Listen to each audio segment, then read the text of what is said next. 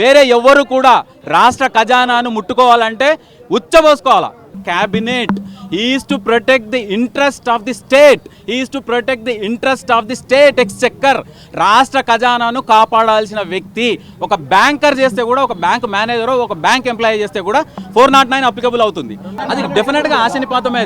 అది చేయకుండా ఉండవలసింది.